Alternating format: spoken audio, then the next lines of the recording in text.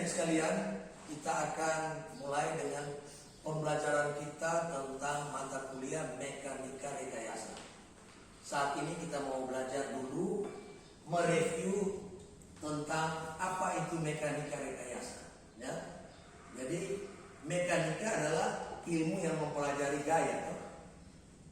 Ika kan gaya. Kalau rekayasa kemarin sudah diterangkan adalah rancang bangun rekayasa. Jadi rekayasa dalam arti positif, bukan rekayasa dalam arti negatif. Ya, kalau rekayasa negatif misalnya atur-atur harga, semarkat dan sebagainya, bukan itu. Tapi rekayasa di dalam dunia teknik sipil dari yang tidak jadi membuat jadi untuk bermanfaat bagi banyak orang.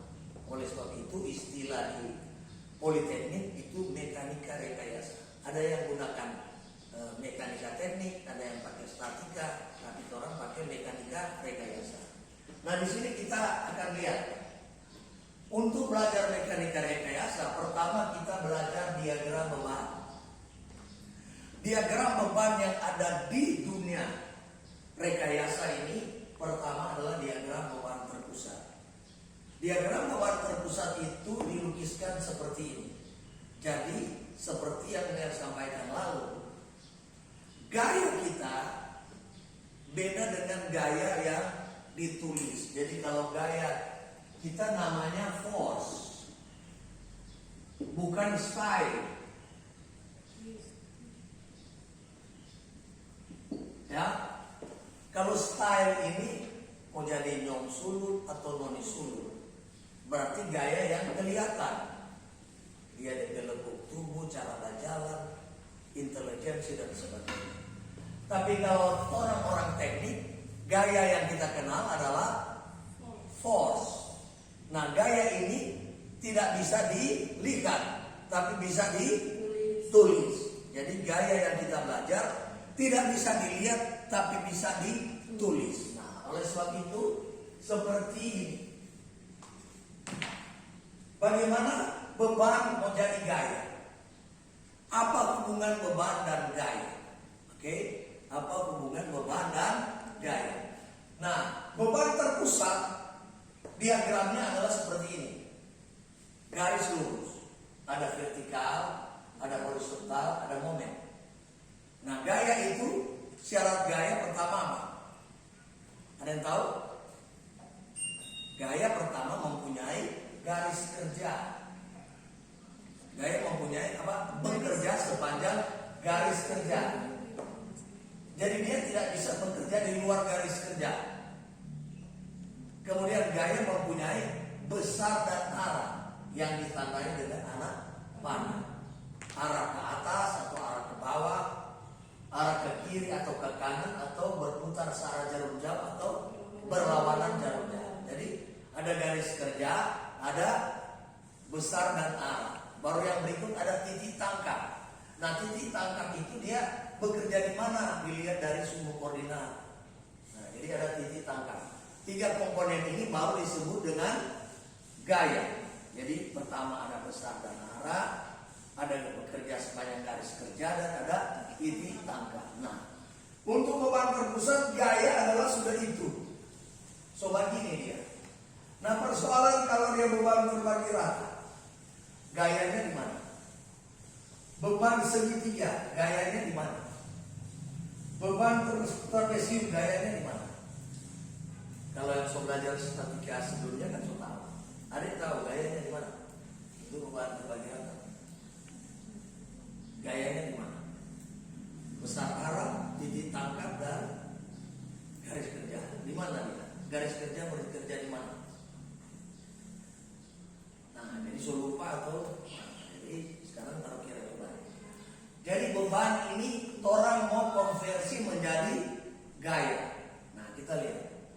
Untuk besar dan arah itu, besar itu adalah luas dari gaya itu. Besar itu adalah luas dari gaya. Jadi kalau beban terbagi rata, luas beban terbagi rata. Beban terbagi rata ini modelnya adalah persegi. Jadi luas persegi adalah panjang kali lebar. Nah, jadi kalau ini berarti Q kali L. Itu lebih besar. Nah, arahnya kita lihat. Ini arah ke bawah tuh. Berarti arah ke bawah. Nah, titik tangkapnya di mana? Titik tangkapnya itu bekerja di garis berat. Garis berat. Nah, cara melukis garis berat berarti kita tarik garis diagonal. Ya. Kita tarik garis diagonal.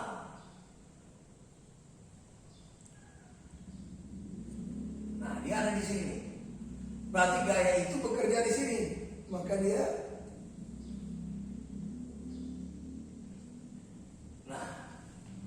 Nah, apa simbol dari gaya ini? Beban terbagi rata ini. Simbolnya apa? Kalau gaya di sini, dia simbolnya adalah P. Gaya di sini simbolnya P. Di sini H, di sini M. Ya. Kalau di sini simbolnya apa? Ya. P. Simbolnya apa kalau di gaya beban terbagi rata? Simbolnya apa ini? Kalau ini Q kecil ya. Q bekerja sepanjang garis kerja, sepanjang batang. Nah, Q. Nah, satuan Q apa? Satuan Q. Kalau satuan ini satuannya berat, jadi ton atau kilogram. Ya. Satuan berat tuh gaya. Nah, sekarang ini dari Q ini satuannya ton per meter panjang. Dia mau berubah jadi ton. Karena luas tadi kan gaya kali panjang kali lebar. Ton per meter panjang kali meter tersisa apa? Ton per meter panjang kali meter tersisa ton. Jadi gaya. Tapi simbolnya apa? Gayanya. Simbol apa ini gaya? Simbolnya adalah R. R itu singkatan dari resultan. Resultan artinya jumlah. Result, hasil penjumlahan. Kan ini banyaknya gaya. Kasih baku jumlah, DP simbol namanya R. Jadi R itu singkatan dari resultan. Jelas toh? Resultan. Nah, jadi besar daripada R ini adalah Q kali L. Q kali L. Ya. Besarnya adalah Q kali L. Tinggal lihat berapa Q berapa L, so dia itu. Satuannya apa kalau R? Apa satuan R? Satuan R adalah ton, sama kan gaya kok. Orang kan mau jadi beban, mau jadi gaya. Jadi semua itu belajar tentang gaya. Tapi gaya yang kita pelajari adalah force. Artinya nggak bisa dilihat tapi bisa ditulis, gitu ya. Nah, sekarang so jelasin beban terbagi rata. Sekarang masuk ke beban segitiga. Model beban segitiga boleh seperti ini, boleh seperti ini. Artinya bentuknya segitiga. Nah, dari beban ini mau jadi gaya. Bagaimana DP rumus mencari besar gaya? Akibat beban segitiga adalah tadi apa Mirta bilang kalau mau cari di sini adalah apa? Adalah luas. Luas segitiga apa? Ya, 1/2 alas kali tinggi. Jadi kalau DP alas ini panjangnya L, ini K berarti 1/2 QL. Nah, ini kan Q. Jadi 1/2 QL. Nah, di mana letaknya? Letaknya adalah dia punya titik tangkap gaya adalah garis berat. Jadi cara membuat garis berat kita ambil setengah, ambil ini. Jadi ada di besaran. Ini setengah ini tarik garis ini. Baru ini tarik garis lagi setengah. Ini sama, ini dan ini sama. Jadi dia berada di titik ini, ya. Dia dorong baku dapat di situ. Kalau orang bikin itu, ya, baku dapat. Jadi ini dekat titik. Nah, gaya bekerja sepanjang garis kerja di titik tangkap itu. Simbolnya apa? Simbolnya gaya adalah R. titik tangkap tadi. Kalau di sini titik tangkapnya berarti L per 2, L per 2. Bekerja di tengah. Kalau ini tidak. R ke D berarti dia L per 3. Sedangkan A ke R 2L per 3. Itu belajar di mata kuliah matematika ya, ilmu ukur. Ya, ilmu ukur surut. Atau di SMA sudah apa tuh? Jadi garis berat. Jadi dia berada di 1/3 dan 2/3. Itu adalah titik tangkap gaya. Jadi ada titik tangkap, ada garis kerja, ada besar dan arah. Jadi R besarnya 1/2 Q kali L. Alas kali tinggi dibagi 2. Oke, sudah jelas? Jadi R akibat beban segitiga. Nah sekarang R akibat beban trapesium. Luas trapesium apa?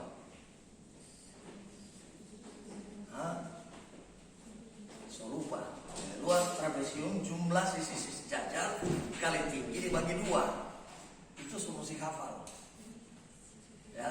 Nah, Untuk beban trapesium ada 2 cara. Boleh kita pakai luas trapesium itu sendiri, atau untuk mempermudah, trapesium itu terdiri dari 2 model. Satu model segitiga, satu model segi 4. Itu yang disebut dengan trapesium. Ada trapesium kan yang model begini. Toh? Jadi ada segitiga, ada segi 4. Nah, Jadi untuk memudahkan, jika adik-adik mendapat model beban trapesium backing 2, backing model persegi dan backing model segitiga, sehingga kita dapat di sini ada R di bagian tengah, ada R di bagian kiri, dan R di bagian kanan. Tinggal kita mau taruh ini R1, ini sama dengan R1, ini sama dengan R2. Kalau dia sama, tinggal kita lihat R di sini berarti 1/2 Q kali L di bagian ini. Ini 1/2 Q kali L di bagian ini, sedangkan ini Q kali L di bagian ini. Jelas? Nah, jadi ini bagaimana beban menjadi gaya. Jadi besar dan arah adalah, besarnya adalah luas beban. Luas beban itu dia jadi besar. Sedangkan gayanya adalah cuma garis lurus. Oke, gaya cuma garis lurus. Ini ya. Ada pertanyaan di sini, adik-adik? Jadi ini beban menjadi gaya. Sehingga sebenarnya ada yang bingung bagaimana beban jadi gaya. Jadi diulangi, gaya, syarat gaya pertama apa? Syarat gaya pertama mempunyai besar dan arah. Jadi apakah dia arah ke atas, arah ke bawah, besar atau satuannya ton. Besar dan arah. Yang kedua adalah bekerja sepanjang garis kerja. Oke, bekerja sepanjang garis kerja. Dan yang ketiga mempunyai titik tangkap. Nah, jadi Anda sudah tahu garis kerja kemana, besar dan arah yang mana, titik tangkap yang mana. Oke, sudah jelas. Nah, sekarang bagaimana gaya-gaya beban-beban ini mau dipasang? kita lihat di sini aplikasi ini. Misalnya, orang mau hitung gedung. Gedung itu berarti Ada lantai. Nah, kalau ini dena ini berarti ini ada batang balok, ini ada kolom. Toh bisa bayangkan ini? Bisa. Jadi kalau mau di teknik sipil nggak bisa bayangkan ini, salah masuk. Ya toh. Jadi kalau gambar begini berarti di otak saya mesti tahu, oh ini gambar apa ini? Dena. Nah, terserah lantai 2, lantai 3, lantai apa. Yang jelas dena. Nah, dari dena itu ada balok, ada kolom, ada plat. Balok, ada kolom, ada plat. Ya, kolom ini. Jadi kalau misalnya misalnya ini bangunan seperti ini, nah, misalnya ada di sini dia. Nah, gitu. Jadi ini dia itu. Ini itu. Jelas ya? Nah, jadi ada balok, kolom, plat. Nah, dari plat itu orang mau distribusi beban ke balok. Jadi plat mendistribusikan DP beban kemana? Ke balok. Jadi balok yang mau pikul ini plat. Nah, plat itu ada dua cara dia membelah diri. Ada dua cara dia membelah diri. Ini DP nama portal ekivalen. Ini DP nama konvensional. Nanti Anda belajar di konstruksi motor. Jadi sekali lagi plat membelah menjadi dua bagian. Dia mau pisah DP diri menjadi dua bagian. Tergantung cara perhitungan. Yang pertama namanya portal ekivalen. Yang kedua namanya konvensional. Jadi kalau ekivalen berarti sama. Atas di bawah sama, kiri di kanan sama. Berarti model bebannya ini mirip mana? Yaitu beban terbagi rata.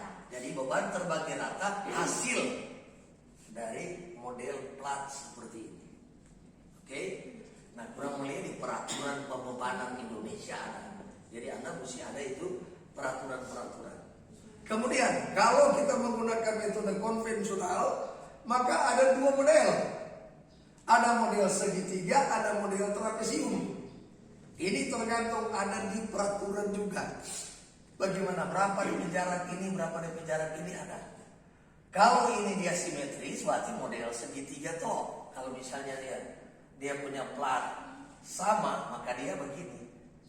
Kalau plat sama, ini L gitu. Maka kalau tidak sama panjang, dia akan berbentuk model envelope. Oke, sehingga diagram bebannya ada yang beban trapesium, ada yang beban segitiga. Jadi Anda sudah paham bagaimana ini beban trapesium, beban segitiga maupun beban terbagi rata. Ada mau bertanya? Supaya jelas ya. Tapi Anda sudah mulai mengerti? Jelas? Nah, di beban segitiga, nah, ada untuk tembok penahan.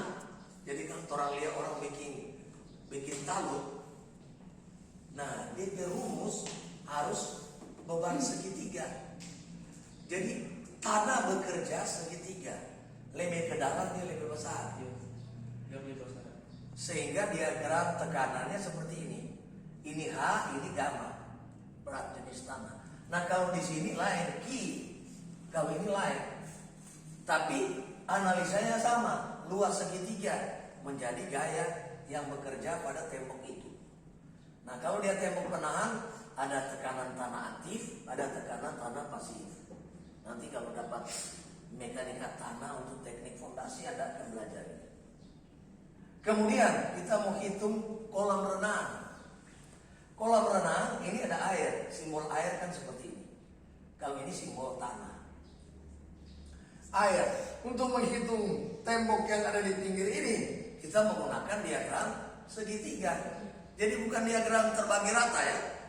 Air dan tanah itu diagram segitiga. Jadi seperti ini. Sehingga orang kalau menyelam ada DP tata. Jadi kalau Anda mau suka latihan berenang atau menyelam, tidak mungkin orang langsung dia menyelam di 100 meter kalau dia baru pertama kali menyelam. Bukan dia malah bisa balik soal Puramaya. Karena tekanan air itu sangat besar. Pijak pembuluh darah mati. Walaupun orang lihat bilang ada penunggu kata di air, sehingga dia mati. Padahal dia belum mampu turun sampai kedalaman yang jauh ke dalam. Oleh sebab itu ada belajar, ada tingkatan berapa meter dulu orang kalau mau menyelam. Kalau dia sudah beres, dia mesti menyesuaikan di situ dulu, baru turun lagi. Tidak bisa dia belajar, pun dia turun terus. Sudah balik dia, balik sudah timbul lumayan. Karena tekanan air itu diagramnya adalah segitiga. Semakin dalam semakin besar. Lihat, dari 0 sampai ke kedalaman sekian lebih besar. Jadi ini tuh hubungan antara beban dan gaya. Oke? Nah, sesudah kita belajar hubungan beban dan gaya dan kita lihat aplikasinya, nah sekarang kita lihat masalah perletakan. Perletakan itu ada 3 model yang sering dipakai pada konstruksi bangunan. Ada perletakan sendi yang modelnya seperti ini. Perletakan sendi ini syaratnya hanya mampu menahan 2 gaya. Gaya yang tegak lurus perletakan dan searah perletakan. Jadi ingat baik-baik. Ada berapa gaya kalau sendi? 2. Apa semua? Tegak lurus dan searah. Jadi bukan cuma tegak lurus dan searah. Tegak lurus perletakan dan searah perletakan. Sebab kalau dia punya perletakan miring begini, mana DP gaya? Tentu ini DP gaya dan ini. Jadi ini yang tegak lurus, ini yang searah. Kalau cuma bilang tegak lurus dan searah, nggak tahu yang mana. Jadi tegak lurus perletakan, perletakannya model begini. Oke? Jadi sendi berapa gaya? 2. Apa dan apa? Tegak lurus perletakan dan searah perletakan. Oke. Sekarang untuk roll. Roll itu berapa gaya? 1. Apa? Tegak lurus perletakan. Ya, jadi roll itu cuma 1 gaya, tegak lurus perletakan. Sedangkan untuk jepit 3 gaya. 1 adalah searah, ya searah dia vertikal. Tegak lurus horizontal. Baru momen. Ya, jadi ini yang menjadi perletakan yang digunakan untuk konstruksi bangunan. Nah, sekarang kita masuk pada konstruksi. konstruksi itu sendiri dibagi 2 bagian besar. Konstruksi statis tertentu dan konstruksi statis Tak tentu. Untuk konstruksi statis tertentu syaratnya Hanya boleh timbul 3 reaksi perletakan. Hanya boleh timbul 3 reaksi perletakan. Yaitu contoh konstruksinya sendi dan roll. Jepit bebas. Tidak ada lain. Jadi konstruksi statis tertentu hanya 2 model. Soal DP beban itu biasa. Mau beban segitiga, beban trapesium, beban terpusat tidak peduli. Yang penting yang menentukan dia tertentu adalah perletakan. Karena 3 reaksi perletakan. Jadi parameter yang menentukan adalah perletakan. Nah, sekarang untuk statis tak tentu syaratnya lebih dari 3 reaksi perletakan. Kalau simbolnya lebih dari begini berarti 3 tidak masuk. Karena bukan lebih besar sama dengan atau. Jadi berarti mesti 4, 5 dan seterusnya. Lebih banyak dia tidak masalah.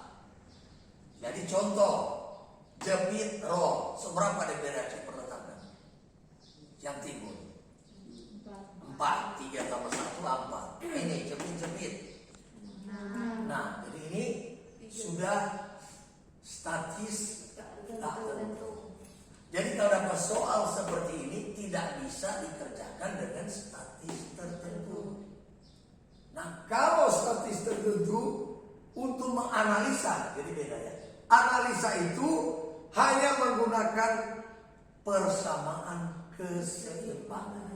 Jadi analisa statis tertentu hanya menggunakan persamaan keseimbangan. Persamaan keseimbangan yaitu sigma momen sama dengan 0, sigma vertikal sama dengan 0, sigma horizontal sama. Nah, kalau syarat statis tertentu, persamaan yang dibutuhkan pertama persamaan keseimbangan. yang kedua Persamaan deformasi. Ya, ini nanti kita belajar pada mekanika rekayasa selanjutnya. Nah, untuk mekanika rekayasa 1 dan 2 bagian statis tertentu. Hanya mekanika rekayasa 1 hanya model seperti ini. Mekanika rekayasa 2 modelnya ada 4. Pertama, konstruksi Gerber. Yang kedua adalah rangka batang. Yang ketiga, pelengkung 3 sendi. Yang keempat, garis pengang. Nah, di situ kita akan belajar di struktur. Jadi ruang lingkup mekanika rekayasa terakhir adalah struktur. Struktur yang ada di konstruksi bangunan kita ada balok. Konstruksi balok contohnya seperti ini. Ini atau ini. Konstruksi kolom seperti ini, ya. Kalau dia jepit-jepit ini statis tentu. Kalau dia misalnya sebentar ada pelengkung 3 sendi, jadi misalnya sendi, nah kita boleh hitung dengan statis tertentu. Kemudian rangka. Nah, rangka adalah ini. Jadi inilah ruang lingkup struktur, tidak ada lain. Jadi struktur yang kita pelajari di teknik sipil hanya balok, kolom, dan rangka. Jadi saya kira cukup sekian kuliah saya. Semoga ini bisa dipelajari. Ya, terima kasih.